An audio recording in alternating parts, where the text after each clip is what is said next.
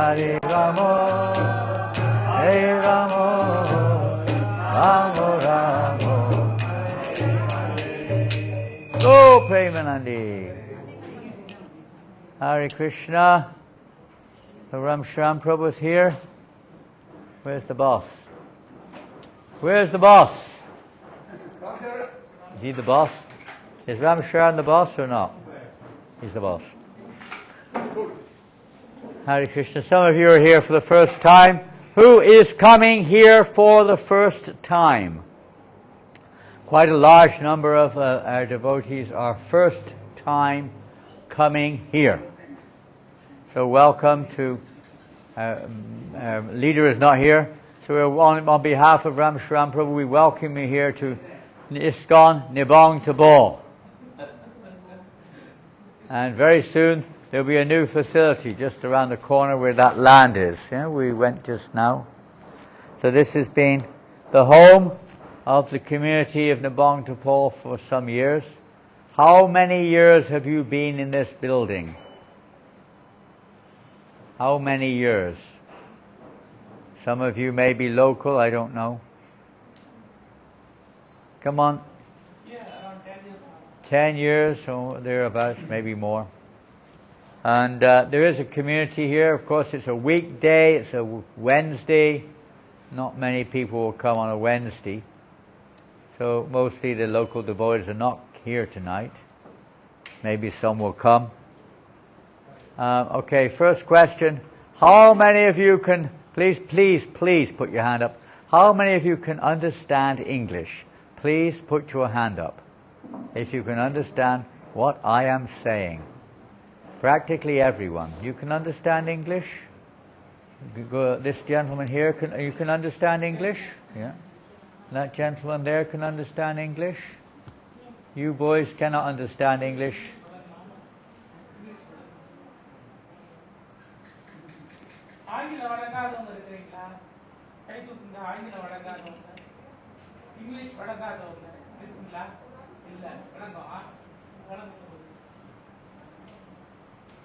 Just the boys only, is it?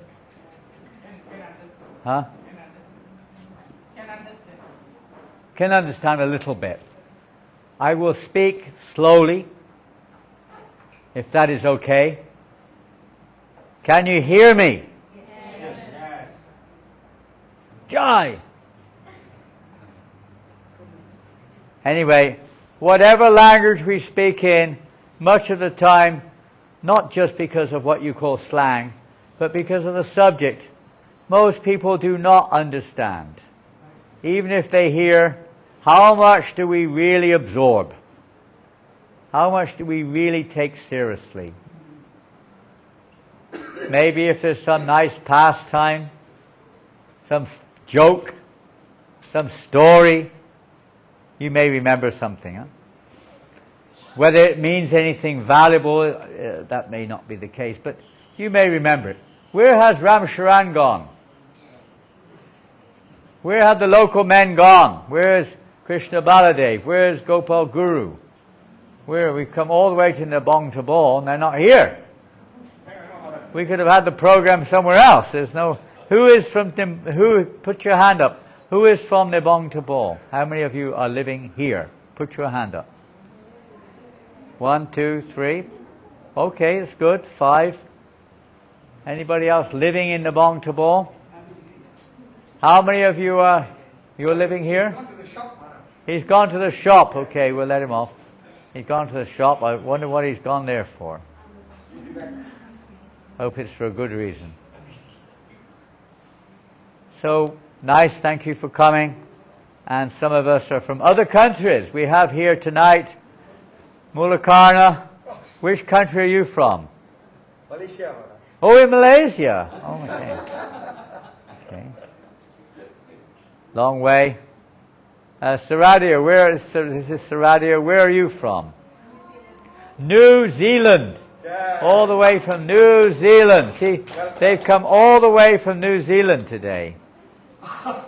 Just for the program. Can you?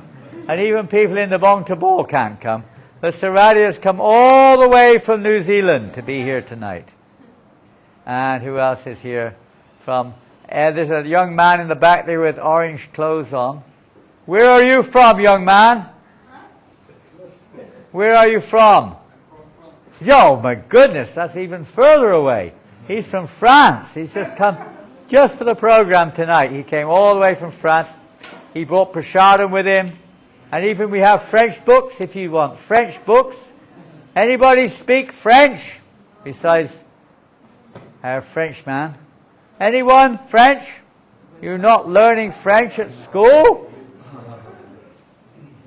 So he's from France, Ekanath Prabhu. There's another young man there by the door. And there's two of them and one young lady. Where are you from? From Philippines. Philippines! They're from just across the water. You can swim there if you're a good swimmer. Philippines. We have Braj Kumar, Braj Kishore, and Jagat Bandhu. Not Jagat Bandhu, Jagat Bandhu. And where's Ramani? Is she here? There she is, Ramani. Now they come forward, Braj Kishore and Ramani. You won't believe what's happened today. I hope that they're still together.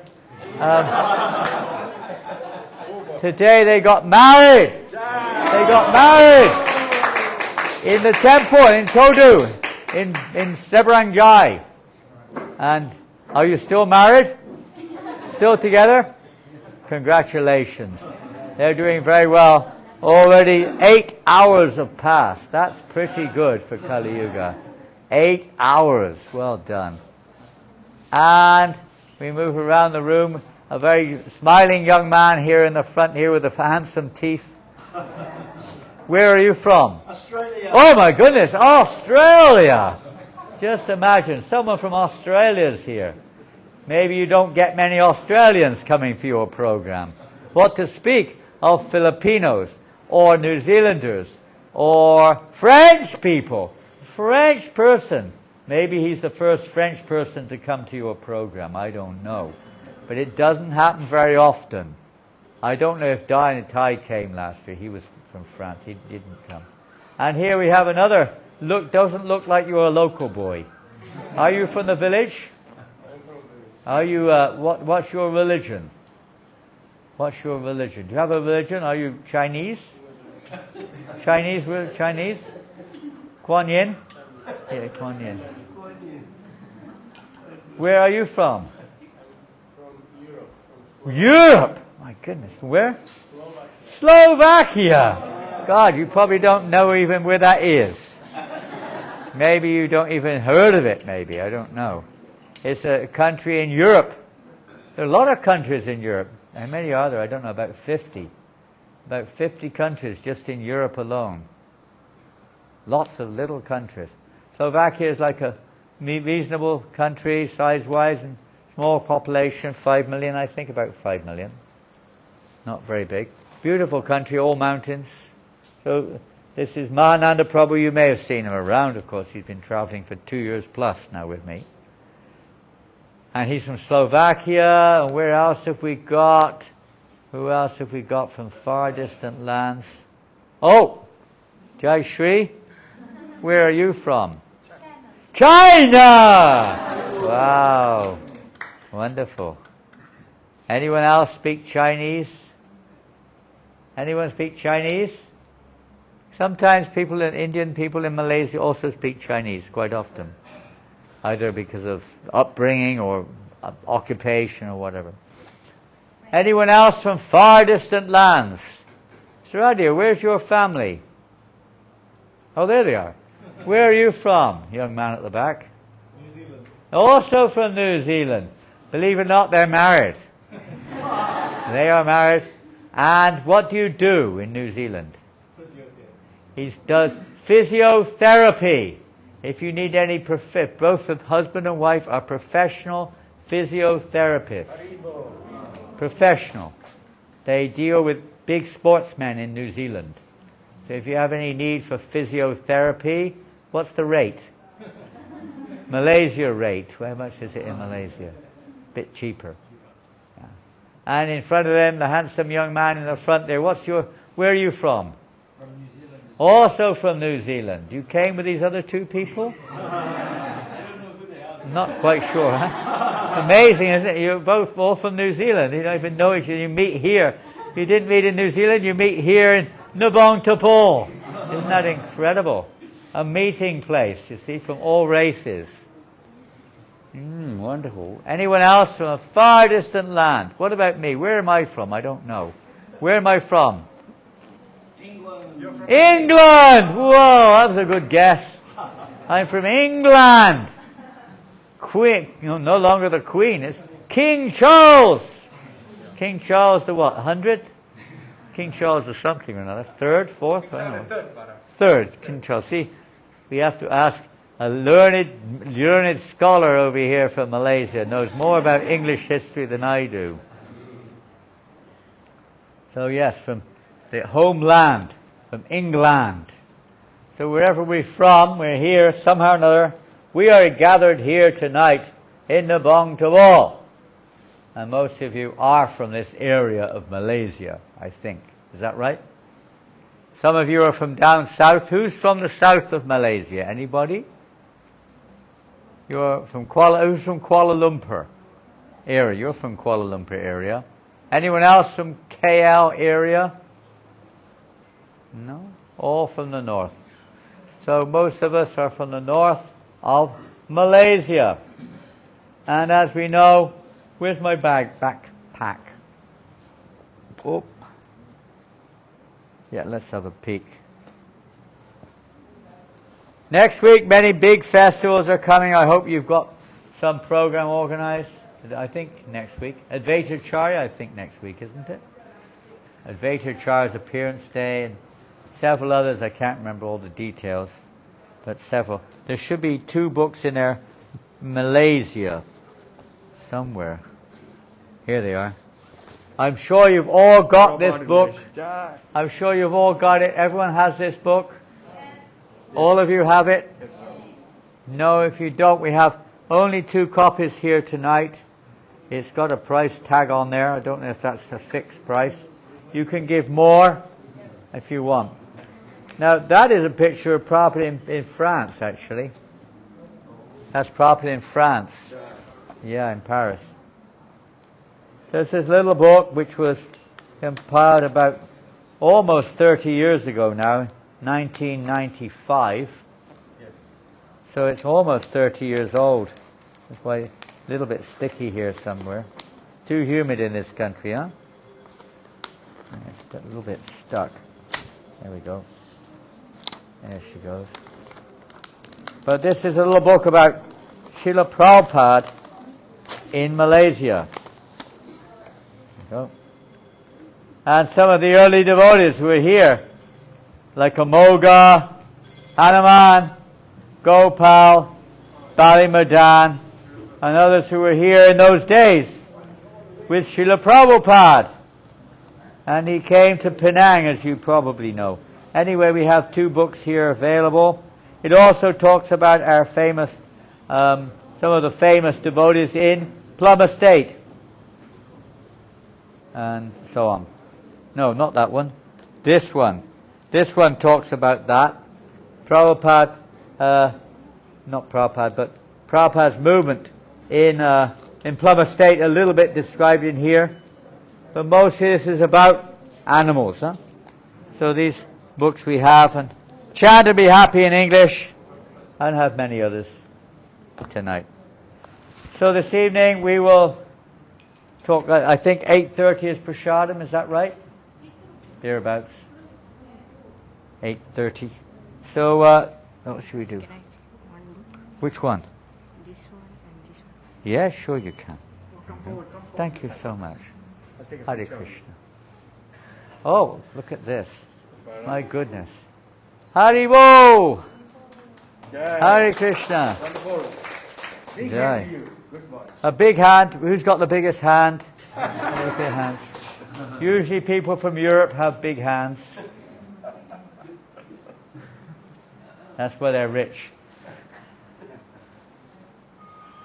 Srila Prabhupada ki jai. So you are hoping to, in the near future, to move into a new facility. Is that right? Which one? Malaysia. Okay. Haribo. Malaysia, all gone, all finished now, none left. That's the end of Malaysia, unless you have some in your book stand. Haribo! On her birth, on her wedding day. Did you get the gifts? I sent some gifts for you. That's it. Haribo.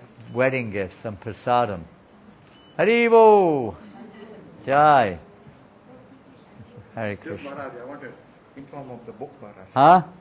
Just to inform everybody, Maharaj is a compiler of this book. The compiler. Yeah, he wrote Just all like this- Veda Vyas compiled the Vedas, I compiled Prabhupada in Malaysia. That's right. Whoa. He worked so hard for this book.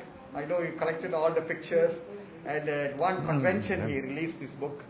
You Did know, I? In Perak, I remember. It was very wonderful. Was Maharaj it? did job. I know we took it because it was the centenary. We got it ready for Prabhupada's 100th anniversary That's right, centenary. that's right. And we took it to Mayapur and delivered it there. We have one copy left. Can I have the paper in Malaysia? Yeah. There you go. Haribo, you want one too? Well, you'll have to wait till we get back because I haven't got one of those here. I've only got the animals. But when we get back to the temple, I can give you one of the Malaysian ones. Is that okay? There we go. We do have more. I never expected anybody to even think about wanting one. But there you go. See? Most of the time we never even mention its existence. And all over the world, people are asking me, have you got that book, Prabhupada in Malaysia? And they never send it anywhere. Instead, they're giving it away here and there in Malaysia, but all in America, in Australia, and Europe. Oftentimes people ask me, do you have Prabhupada in Malaysia? But then I don't have any. Because they're here, and you've given most of them away free. Mostly. Could have shipped them out to the BBT here and there. They would have loved to have had them. But anyway, that's history.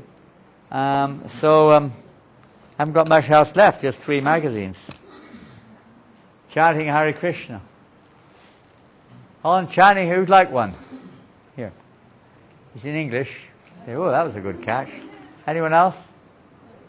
On chanting Hare Krishna. Whoa, it eluded you. It flew past you.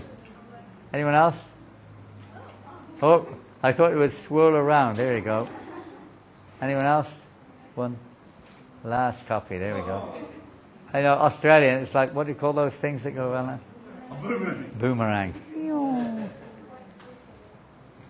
So that's it. All the books distributed. Hare Krishna. That was good, huh? It's one of the ways I did to my book, well, not my book, Prabhupada's books. You have to show them. I'm sure that all of you have read some of Srila Prabhupada's books. Some of you may not have done. You may not be very literate. That's okay. You can still hear the subject. But to distribute Prabhupada's books is a great service. You may know that it's not long now, is it? What's the date today? I think in 3 weeks' time is the 150th anniversary of the appearance of Srila Bhakti Siddhanta Saraswati Goswami Maharaj Srila Prabhupada. Now that's for the Gaudiya Math devotees, and for us. We're part of the Gaudiya Math, although we're not called it. We are. This is a big day in our history, isn't it? It's really in a sense, the rock behind this movement, which we're part of, isn't he? He's the one who really established, rooted it. Books. What did he say to Prabhupada? When Prabhupada met him in maybe 35, I think it was, in Radhakund. No, it was actually in the house of Bhakti Vinod Thakur in Radhakund, not on the bank, it was in the house. He was talking to Srila Prabhupada, who was then Abhay Sharan Navinda. He was telling him, because Prabhupada what was Prabhupada doing at that time? Do you remember? Pardon? Pharmacy, right? He was doing business. He had not just a pharmacy, he actually had a production unit for quite a while there, producing medicines and things. Quite successful at one time. But it never got very far. So he was meeting with Srila Prabhupada, his Srila Prabhupada, Bhakti Siddhanta Maharaj. And there in the house, what did Bhakti Siddhanta Saraswati Maharaj say to our Prabhupada? Which is really, in many ways, this is the cause of this movement. If you get money, print books. If ever you get money, print books. Now that's quite a strong statement, isn't it? He gave that direct instruction to our Srila Prabhupada. He knew what the future would be. He knew that that would be the way it would be. And this movement really is based upon the books of our acharyas. Even if we don't read, the teaching therein is what we're following, isn't it? I mean, if the books aren't there, this movement will not stay together. Every one of us will come up with their own ideas. I heard from somebody it's okay not to chant 16 rounds. It is okay, but that's not what Prabhupada said. He said we should try to chant 16 rounds, if we want to be initiated, that is. Anything's good. No, Prabhupada said it was okay here. Prabhupada's okay. It's okay, Prabhupada. Prabhupada said it's okay if you offer chocolate to the deities. I heard someone say it. It must be good. You know, you get all this speculation. So the books are so important to refer to. It's like if you go in a courtroom. You know, some of you may have been in court for whatever reason. And, you know, the lawyer doesn't just come in and argue your case. He has to have evidence, right? And if it's a serious case, he has to have legal evidence, not just, you know, physical evidence. Maybe some previous court case or some laws. He has to know the law. But wait a minute, Your Honor. Law number 3.1765 in the 1965 journal states blah, blah, blah, right? He has to quote the law. You can't just say, well, he's a nice guy, I think he should be free, you know, he's innocent. I don't believe he did it, you know. That's not enough, is it? You've got to prove it. Then you've got to justify it with legal terms and legal, you know, evidence. So similarly in spirituality, you may be right. You may say, well, you know, I feel this is right, you know. Why shouldn't we put the deity with, you know, jeans and t-shirt? Why not? What's wrong with that? I washed it. It's clean. What's wrong with that? No, we refer to authority, right? I have seen, here in Malaysia, I was in the south somewhere, in some strange village, and, you know, they had Saraswati. She's dressed up like a Western lady with a guitar, playing a guitar with a mobile phone in the temple, on the altar. That's what happens. Speculation. So the books are so important. We may not read them, but we should follow those who are. We should hear the instruction. That's why the books are written down. They're in print. Since the day of Vyasadeva, the knowledge of the Vedas was put into a written form. Now we're lucky. You have so many books here in your bookshelf, isn't it?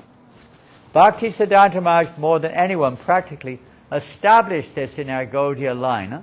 The importance of books for our own benefit, for the benefit of the public, and to maintain the chastity of the teaching. The written form, yeah? Even then it's still a problem. There's so many debates go on, but without that they would be absolutely lost, without the books. Now, what else did Prabhupada, Bhakti Siddhanta Maharaj Prabhupada, say to our Prabhupada? What else did he say at that time? Two other things. Using English. Huh? Using English to spread Bhagavad Gita. Yes, he gave that instruction to him on several occasions. That wasn't specifically in Radhakund. That was in Ultadungi when he first met, and on 2 letters he said the same thing. But in Radhakund, there are 2 famous statements which he made.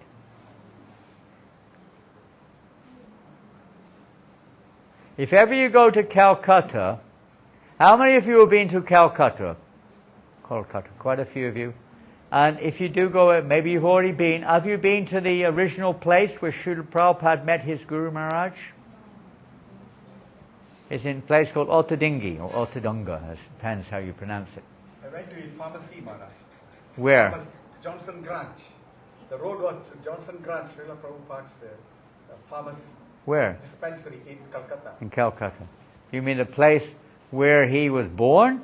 I didn't go, Maharaj. Maybe where he was born, I think Harrison Road. And then the Govinda temple across the road. Now I'll tell you another thing you may know already. where Prabhupada was actually born, he wasn't born in Harrison Road, he was born in a place called Tollygunge. Tollygunge is in the south of Calcutta, and it's where his mother's family were. It was traditional. The mother, when she gives birth, she goes to her home and gives birth in her family home. So that's in Tollygunge. And now, where the devotees, Dinabandhu Prabhu and others, they are collecting money, and they've collected a lot of money, and we're purchasing all the properties. They're purchasing all the properties around there to build a beautiful memorial of Srila Prabhupada in his exact birthplace, where that jack tree was. So they've already purchased, I think, about half an acre, and they want to purchase maybe another acre or something like that to make a beautiful memorial of Srila Prabhupada. That's going on, and they're raising a lot of money all over the world for that wonderful idea, marvelous service. And then that on the opposite side of Calcutta, in the north, is Ultadingi. It's kind of on the way to the side of the airport somewhere. And there was the place where in 1918, or thereabouts, just after that, Srila Bhaktisiddhanta Saraswati, just after taking sannyas, established his first preaching center, a rented house. You were there with me last year, wasn't it? And maybe some of you have been, maybe not. But it's a let's say, an experience of a lifetime to go there. It really is something special. Very well. Maybe everyone feels differently, but it's very, very special. The place where Prabhupada first met his spiritual master, the room where his spiritual master stayed, everything is there, and it's just got such an atmosphere. Now, it's completely ISKCON property now. It was a derelict house about 15 years ago, and ISKCON purchased it. They purchased it, and now it's renovated, and it's beautiful, isn't it? Very beautiful. Beautiful place, beautiful atmosphere. And it really enhances and solidifies your dedication to the mission which Srila Prabhupada took from his Guru Maharaj and brought to us. So he said a couple of other things, however, in Radhakund. How many of you have been to Radhakund? Radhakund, near Govardhan. Who's been to Radhakund? I mean, I don't mean in your heart of hearts, but I mean at least externally, how many of you have been there? Because if you're honest, none of us have been there. But externally, how many have, come on, you've never been? So Adia, what are you doing all your life? What are you doing to your wife? You've been and she's not? What a cruel husband. Goodness, you don't know this man, do you? You be careful, isn't it? Dear me. Didn't take your wife? Huh? That's a good excuse. You went, but she didn't, huh? Huh? Dear me. Luckily she's not Parvati. My goodness, she would have ripped us all apart. So a few of you have been, and of course that's the holiest of holy places, as we know, from Shastra, not just because we're Gaudiyas, but from Shastra, the holiest place in the universe. And that's another story. But there in that house of Bhakti Vinod Thakur, which he had there, Bhakti Siddhanta Maharaj said, yes, if ever you get money, print books. What else did he say? Two other things. Maybe he said many other things, but two other things I know of are recorded in the Leelamrita and other places. Yes, Murli. Yes, he said, if ever you get money, print books. And then he said, if I could, I would take the marble off the wall of the temple and use it for printing books. Sell it and use it for book printing. It was so important to him.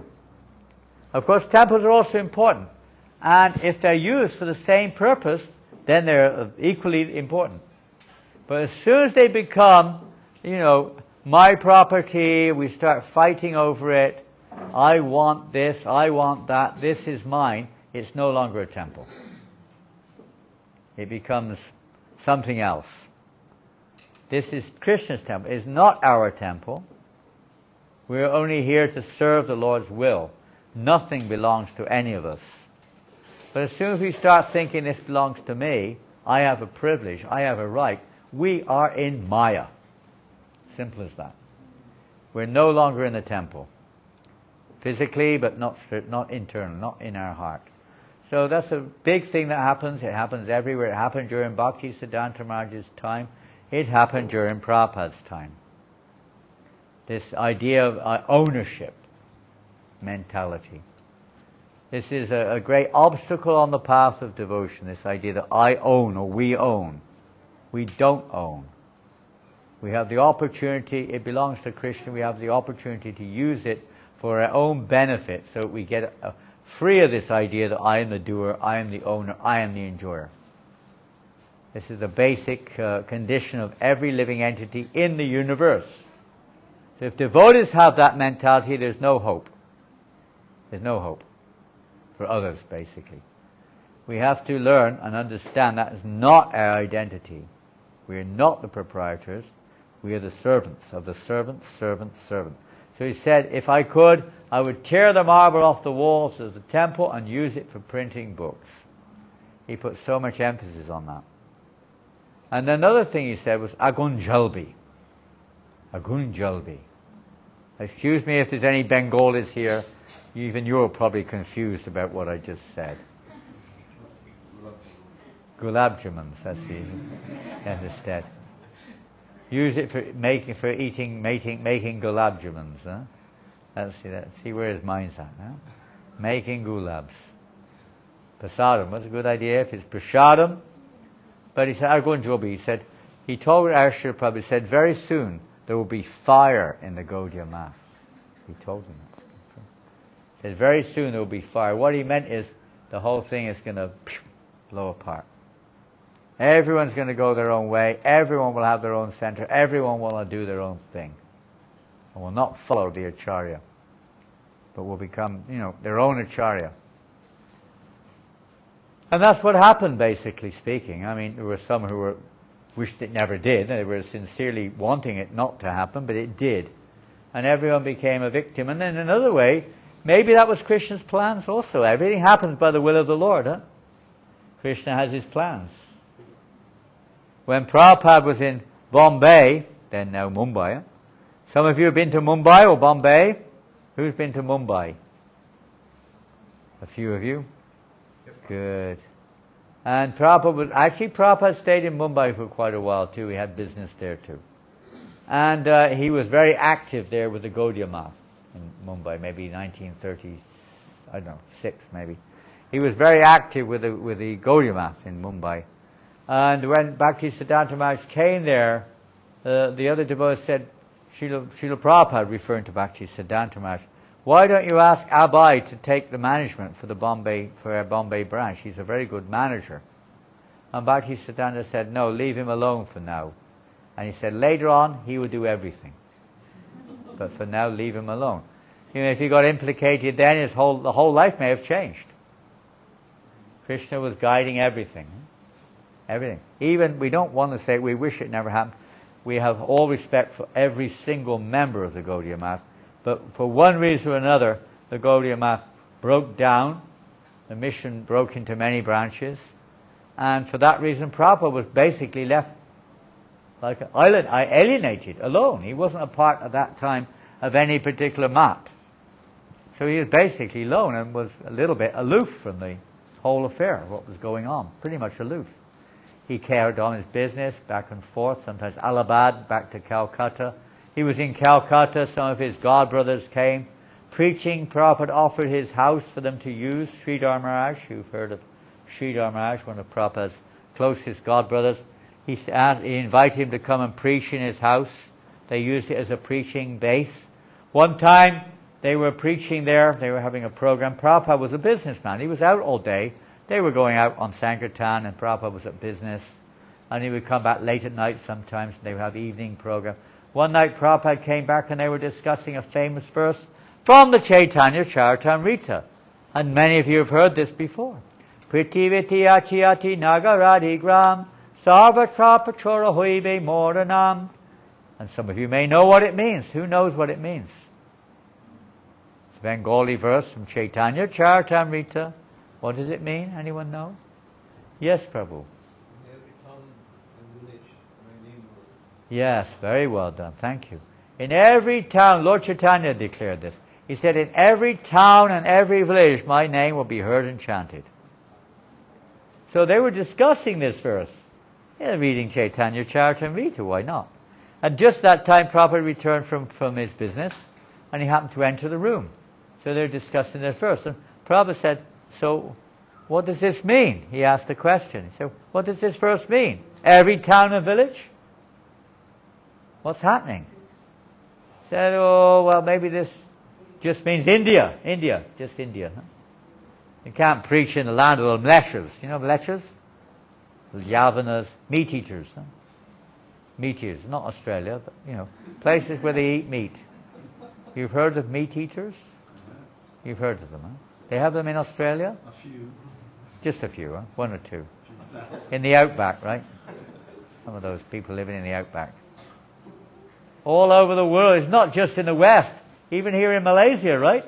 Most people probably eat meat, right? If I'm not wrong. Huh? Vast majority, isn't it? Almost everywhere. Only in India there's still a lot of vegetarians, one or two other places, but not many. Sri Lanka, mostly I don't think they're vegetarians. Bangladesh, there are some, mostly Hindus, of course. And in Nepal, but hardly anywhere else is there a large number of percentage of vegetarians, very few. It's growing in the West. It's growing, but generally speaking in the West, everyone was a meat eater. Everybody was breaking all the principles practically. So how can you preach there? They have another religion anyway. They have no interest. This must mean just India. But Prabhupada said, no, it says all over the world. India is only a part. So who's going to do this? Prabhupada said, oh, well, Abai, you know, maybe this just means India. It doesn't seem realistic. And they said, but no, but it says the whole world. So they said, so Abai, you know who's going to do this? Who's going to do it? They joked with him a little bit, because they were very close friends. I mean, whatever people say, they were very close friends. And they joked. So they would call him a Kacha Grihasta. It means like a second-rate devotee, you know. And because they were sannyasis, you see. So he was Kacha, he was second-rate. So they said, who's going to do it? He said, don't worry, it won't be one of you. It'll have to be a Kacha Grihasta who does this. He knew he had to do this, to spread on behalf of his Guru Maharaj this mission all over the world. Actually, Bhaktisiddhanta Maharaj gave this instruction to many of his disciples, not just to Abai, Charan at the time. He gave it to many, but nobody did it. They tried a little bit. I mean, a few of them went to Europe in the 30s, but they didn't get very far. They established a little center in London, and I think one small thing, a few disciples in Germany. I don't even know if they had any disciples in England, but they established a little center somewhere in London. We went there once. Well, I didn't go, but some devotees went there early days. There was just one old lady there, nobody else in the Gaudiya Math. Just one old lady. I don't even know. I don't think it's there anymore. They have their branches now from the recent groups. But then there was not much happening. A little bit, but not much. Other than that, nothing happened anywhere. And, you know, it was like the mission of Lord Chaitanya was isolated to India. It was only in India. And even there it wasn't very effectively going on, not much. So Srila Prabhupada was very determined to fulfill these instructions of his spiritual master. To preach in the Western world, to print books, like that. He wanted many things. Bhaktisiddhanta Maharaj said he wanted in London, for instance, he wanted hostels where students could stay and become Krishna conscious. He wanted hostels. He didn't talk so much about temples. He wanted hostels where students could stay, you know, and then become devotees. It's something which, I don't know, maybe not in Malaysia, I don't know so much, but in many countries they're doing now. They're doing that in India. They're doing that in different places, I think, maybe a little bit in Australia. New Zealand, they're doing it. And in England, they're doing it. Different places.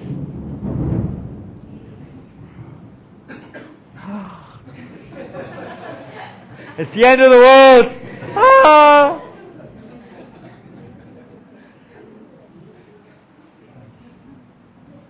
If it gets too close, you get a little frightened sometimes, isn't it?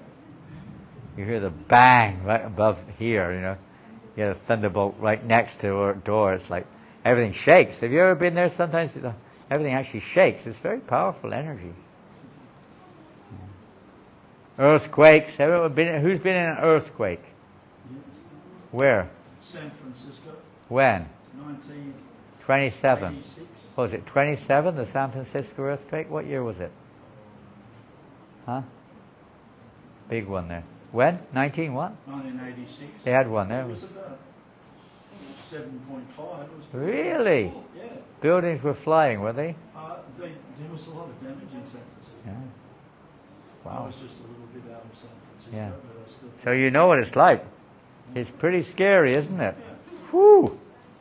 You're sitting there. I was in Christchurch in New Zealand. I think I've been in, I don't know, because there in Christchurch I've been in many an earthquake in Christchurch. Other places, little ones here and there, not big ones. You had a small one here. I don't know if you remember earth tremor, 2000, whenever the tsunami was, you know. There was an earth tremor. It wasn't an earthquake. It was a tremor. Things were going like this. Yeah, Bhakti Swarup Damodar Maharaj was in BCC. We had BCC, so we were already there. So he was rocking on the asasan like this, on the asana. I was in the kitchen cooking, and the ghee was going like this in the pan. I thought, am I going mad or what's happening? The ghee was just suddenly started going like this on the wok, you know, left and right. What's going on? And then we found out there was an earthquake, of course. Big one, in very big one. I think the biggest in modern history at that time in Indonesia. Big earthquakes. And I remember one time in Christchurch giving class, suddenly there was this bang. They had different types of earthquakes. And sometimes it's like an explosion. It's like an explosion. Boom! Like a crack, you know. And everything's going like this, you know. It's building up. Things are moving like this, and it's getting louder. Then, and it can go louder, and then bang, everything collapses. So, you know, you don't know if it's going to collapse or not. You're just helpless, absolutely helpless. Nature, power of nature. Anyway, back to Srila Prabhupada's mission. So he took this as his life and soul, and really, I mean, let's face it, he went alone, huh? A lone ranger into the wilderness, huh? Right? He had no support. Zero. Either in India, America, I mean, a tiny little bit of support from you know, Sally Agarwal and Gopal Agarwal, but that was a Dr. Mishra, but it was just like not really helping directly, just supporting his existence, basically. But for preaching, for spreading this movement, he had no help at all. A tiny bit later on came from India, but only like sending him a dunga or two, and that was with great effort. No money, no man. Nothing. He had to do it all alone, and we're here today now because of that instruction of Srila Bhakti Siddhanta Saraswati Maharaj to our Guru Maharaj. Such an important interaction from their very first meeting in that rooftop. It was on the rooftop in Altadingi, this simple place. It's in a kind of a, well, it's a mixture. There's a lot of Muslim people around that area. It's not like a Hindu predominated only. It's a very mixed area. It's not a very high class area of Calcutta. Not very high class. And there Bhakti Siddhanta Maharaj was renting the building. He didn't even own it, they were renting it. He made a comment about that also. He said, in regards that we were doing much better when we had that rented property in Calcutta than when we have this big Bag Bazaar. One of his disciples, where's Jagabandhu? Is he here tonight? Where are you, Jagabandhu? Jagabandhu, where are you? You know the story of Dinabandhu. Dinabandhu, where are you? That would say, Jagabandhu, where are you? Jagabandhu, where is he? There he is. Where? I don't see him. What's he doing? Why are you not here? Come for the class. What are you doing? Sorry is not an answer. What is that? You don't go into the courtroom and say, I'm sorry. You can say that, but that doesn't mean you're innocent. You have to listen. So we're talking about I just mentioned a person named Jagabandhu. You know who that is? Who is Jagabandhu? You know? Who's Jagabandhu? It's one. One's enough. One's enough, is it? One's enough. No, we gave him the name because in Calcutta, Bhaktisiddhanta Maharaj had one wonderful Grihastha disciple who was extremely magnanimous. He was a businessman, and he donated practically the entire cost of the biggest Gaudiya Math temple in Calcutta, the Bag Bazaar temple, big marble temple, which at that time was the biggest temple in the Gaudiya Math. So that was paid for by Jagabandhu, not Jagat Bandhu. Where's Jagat Bandhu? It wasn't you. It was Jagabandhu. It's probably the same meaning but different spelling. Both names are there. So Jagabandhu was one of Bhaktisiddhanta Maharaj's disciples, and he financed the Bag Bazaar temple. So that was wonderful. But Bhaktisiddhanta Maharaj saw that many of the followers were starting to think, this is my room, isn't it? We have this in many places, even in the West. This is my room. You can't stay here. It's my room. And Bhaktisiddhanta Maharaj was very, very upset when he saw some of his disciples thinking like this. I'm in charge of this temple. You listen to me. He became very upset. We're not in charge of anything. Nothing. We don't own a single hair on our head, what to speak of property. So he said, we were much happier when we were in that rented building in Altadingi than when we were in this big palace in Bag Bazaar. Because now they're quarreling and becoming again, old habits are coming back again. Possessiveness, envy, and so on. It's a disease of the material world. And how is that going to be rectified? How is that to be rectified? It's a material disease. Everyone's got it in the universe. And if devotees have it, then there's no change. It's not going to take place.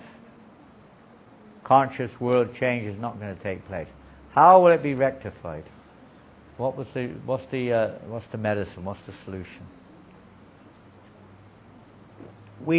I don't know if we read or didn't read the other day when we were discussing the holy name, when one devotee asked, should the fire of Sankirtan be blazing always in the Gaudiya Math?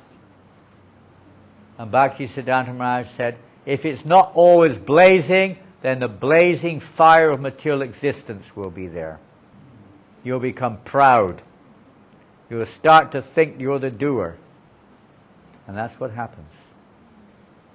Unless we're engaged in the blazing fire of Sankirtan, the disease will never, ever be cured. You can do anything under the sun, but the disease will still be there. You may take a painkiller and it doesn't seem like it's there, but it's still there. The blazing fire of Nam Sankirtan is the only way to burn up these, false conceptions, the false ego.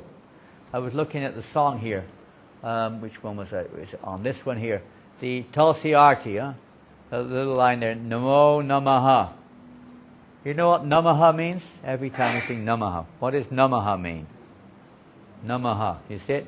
Every line practically, Namo Namaha, Namo Namaha, Namo Namaha, all the way down. What does it mean?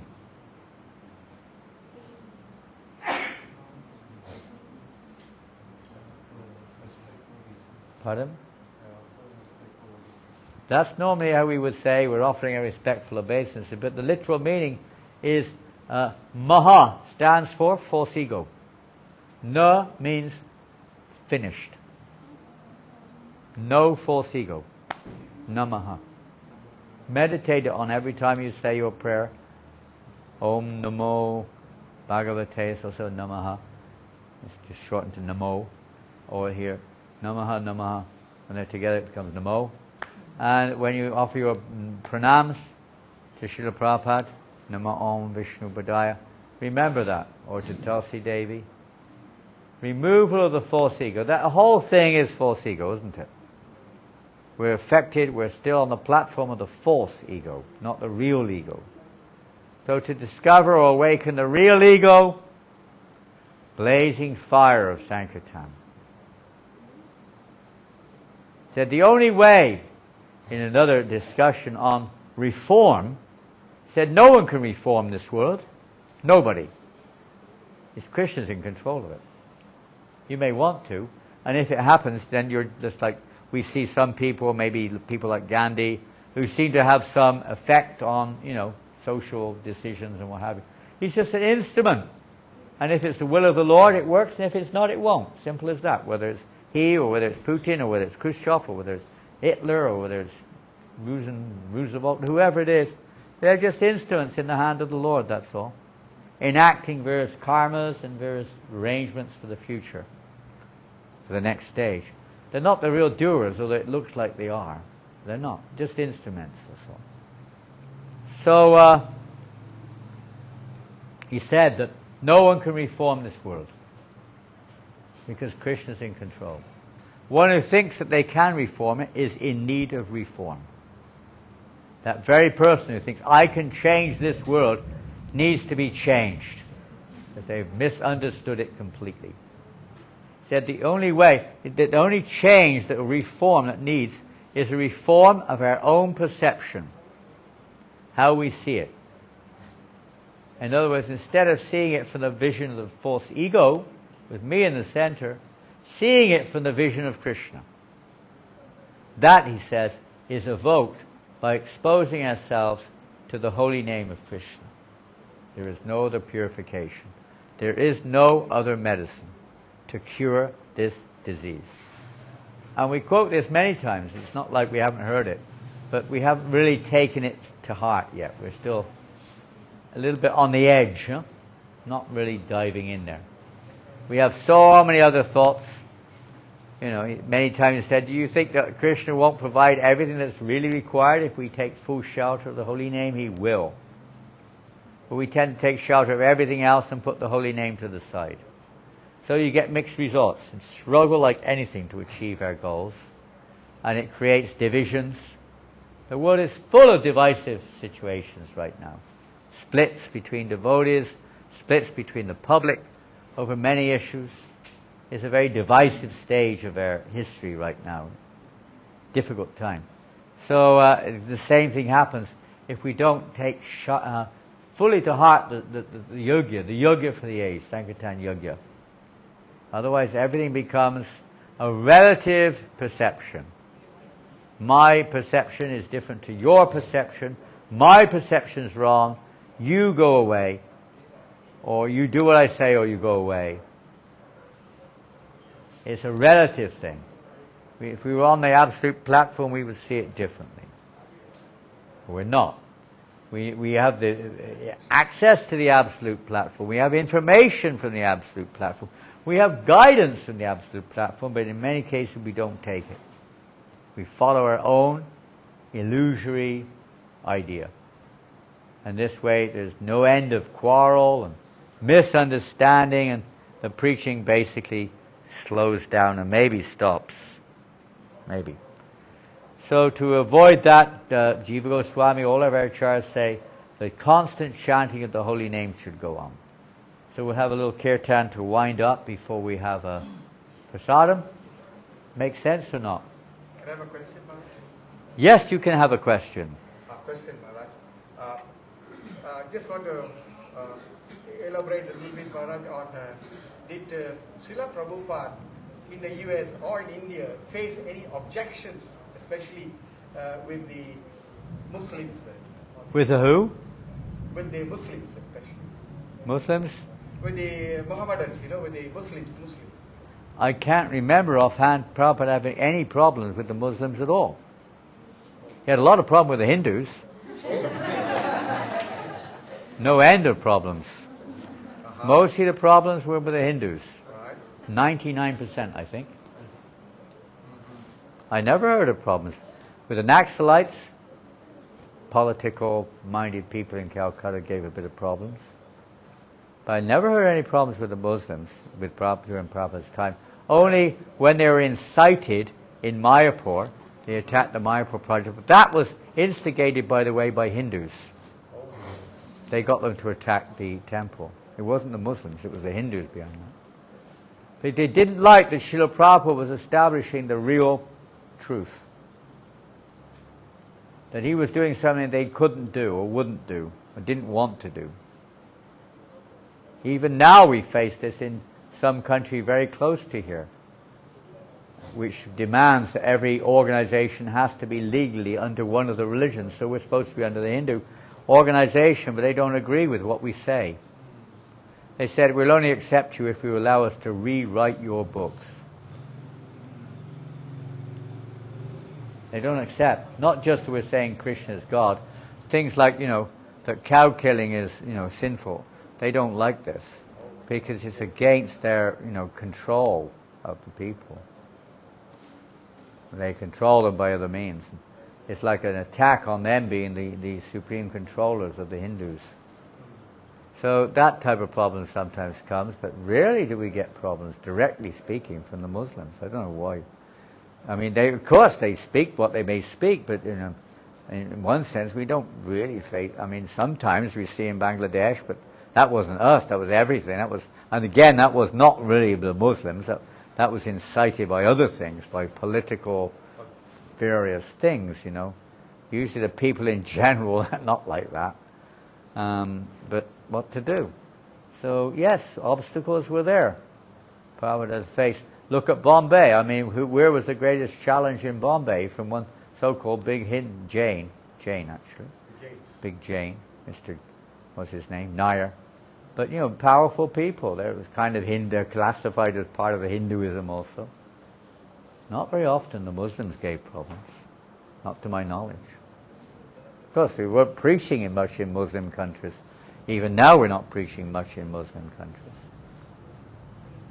But mostly it's the problems were caused by atheists or communists or Hindus who were envious, and even Prabhupada's own godbrothers, some of them caused the biggest problems. I won't mention names and places, but it happened here and there. Many of the biggest problems were incited by some of Prabhupada's godbrothers. So, envy is such a big thing in this world. It's heavy. Envy. Anything else? So, where are the books? Let's get our book bags on.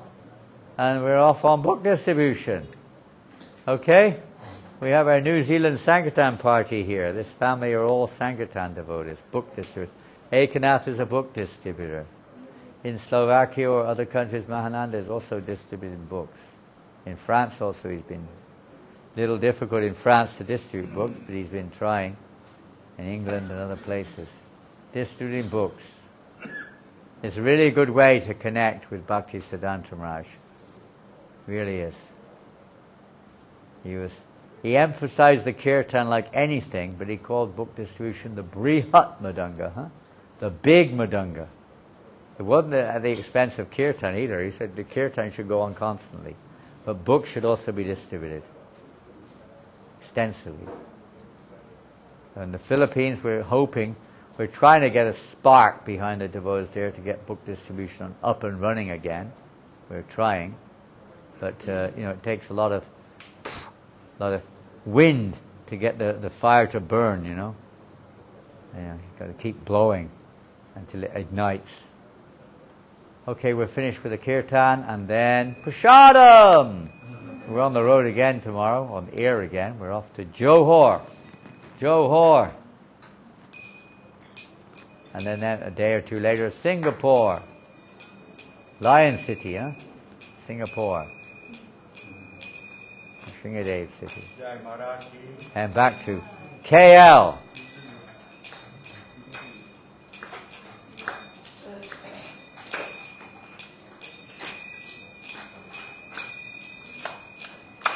KL means Krishna Lila. Is that what happens? KL, Krishna Lila. I did a seminar about 20 years ago. Bhakti Chaitanya Maharaj likes doing this seminar. Demons in Krishna Lila. I don't know if you attended it or seen it. So I did one. Demons in KL. I titled it Demons in KL. Quite popular. Actually, it was all it meant was demons in Krishna Lila. It wasn't But because it was in KL, I put demons in KL. They all come in. Who are these demons in KL? Interested. Is he going to talk about me, or what's he going to talk about here?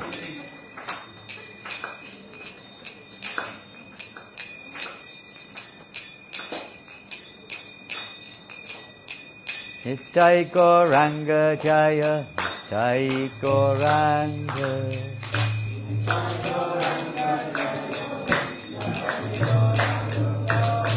Nittai Gauranga, Nittai Gauranga.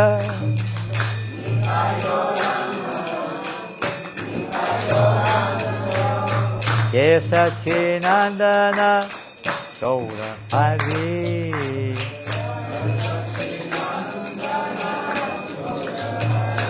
Bhaktivinoda Thakur predicted, right? The day will come very soon when all over the world, in the various towns and cities, the people of those countries will go through the streets with madanga, cartels, flags, banners, chanting the holy name of the Lord. He said that day will soon come. Then he said, and they will come, these persons from, he mentioned certain countries, Russia, America, France, England, like that. They will come to India, to Mayapur, and they will dance with their Bengali brothers. Jaya Sachinandana, Jaya Sachinandana.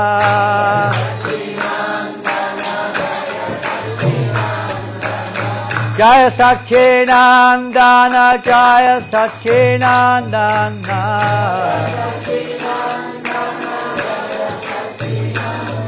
My dear brothers, please accept us. We have also taken shelter of Mahaprabhu, and together they will dance and sing. Jai Sachinandana, Jai Sachinandana.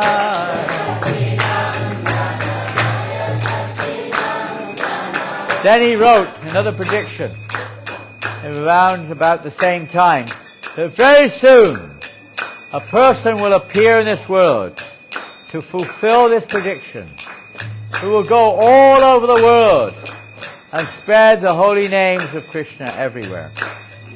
Well, who was he referring to? His own son, Bimala Prasad, by the way, had already been born. When he made this prediction in 1886, I think, his own son was born in 1874. So you can't really say it was him because he was already on the planet. He was, but that wasn't who he was referring to. Jai Sachinandana, Jai Sachinandana.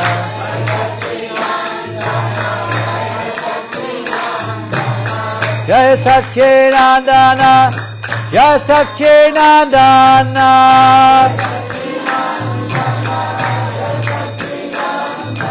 Nitai Gauranga Jaya, Nitai Gauranga.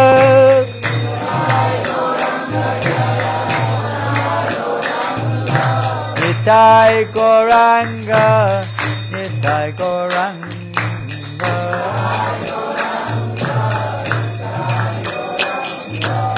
Hare Krishna, Hare Krishna, Krishna Krishna, Hare Hare, Hare Rama, Hare Rama, Rama Rama, Hare Hare, Hare Krishna, Hare Krishna, Krishna Krishna, Hare Hare Rama, Hare Rama,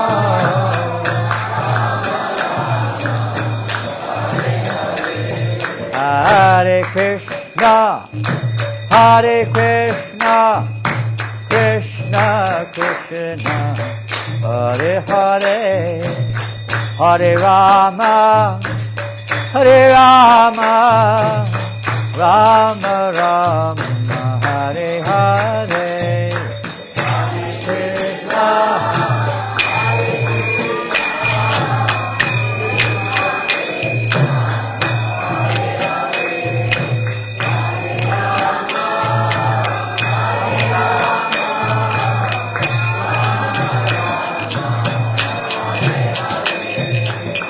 Hare Krishna, Hare Krishna, Krishna Krishna, Hare Hare, Hare Rama, Hare Rama, Rama Rama, Hare Hare, Hare Krishna, Hare Krishna, Krishna Krishna, Hare Hare, Hare Rama, Hare Rama, Rama Rama, Hare Krishna, Hare Krishna, Krishna Krishna, Hare Hare, Hare Rama, Hare Rama, Rama Rama, Hare Hare, Hare Krishna, Bolo, Hare Krishna, Krishna Krishna, Hare Hare.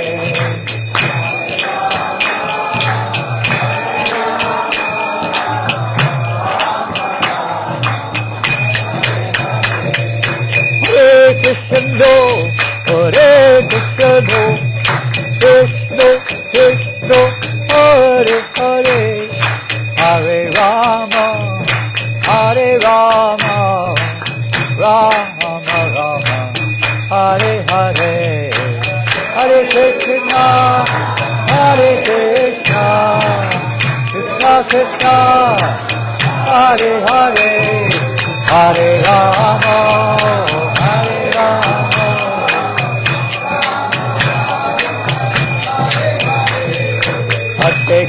Hare Krishna, Krishna Krishna, Hare Hare, Hare Rama, Rama Rama, Hare Hare, Krishna Krishna Krishna, Hare Hare, Hare Rama, Hare Krishna, Krishna Krishna, Hare Hare, Hare Rama, Rama Rama, Hare Hare, Krishna Hare Krishna, Krishna Krishna, Hare Hare, Hare Rama, Hare Krishna, Krishna Krishna, Hare Hare, Hare Rama, Rama Rama, Hare Hare, Krishna Krishna, Hare Hare, Hare Rama, Hare Krishna, Krishna Krishna, Hare Hare, Hare Rama, Rama Rama, Hare Hare, Krishna Krishna, Hare Hare, Hare Krishna, Krishna Krishna, Hare Hare, Hare Rama, Rama Rama, Hare Hare, Hare Krishna, Krishna Krishna, Hare Hare, Hare Rama,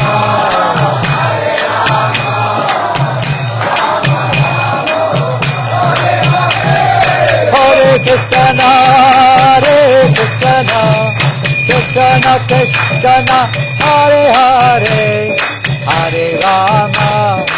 Hare Rama, Rama Rama, Hare Hare, Krishna, Krishna, Krishna Krishna, Hare Hare, Hare Rama,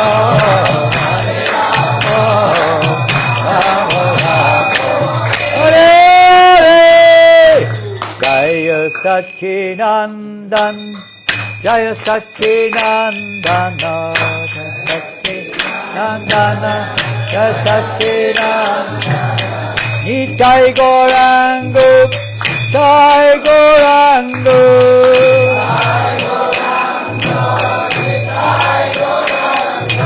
Nitai Gauranga, Jaya Nitai Gauranga,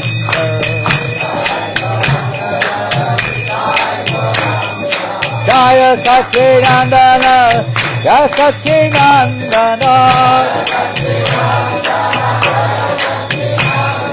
Gaura Gora Gora Hare.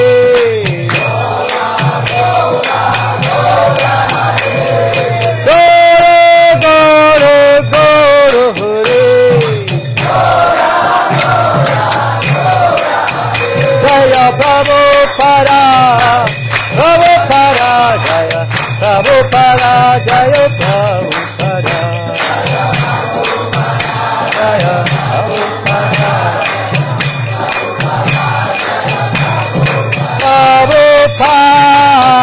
Prabhupada, Prabhupada, Jaya Jaya Prabhupada.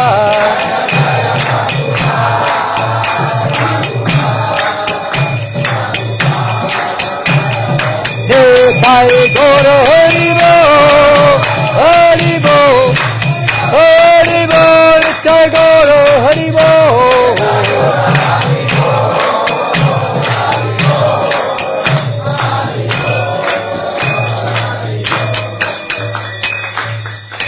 Go Premanandi. Prabhupada ki jai. Hare Krishna. So don't forget, whatever the date, 29th or 8th or something of February, Bhakti Siddhanta Maharaj's 150th. Do something together. Try to put individual likes and dislikes, friends and enemies aside. Put him in the center and do something very glorious for his pleasure. The nicest thing of all would be all the devotees gather in one place and all together glorify him together. That would be the nicest thing. You may not be ready for that, but that would be, I'm sure that's what he would want. Hare Krishna. Thank you all very much. We're happy to be here, and maybe, I don't know when we'll come here next. Let's see what Krishna arranges, what he arranges. Let's see. Srila Prabhupada ki jai.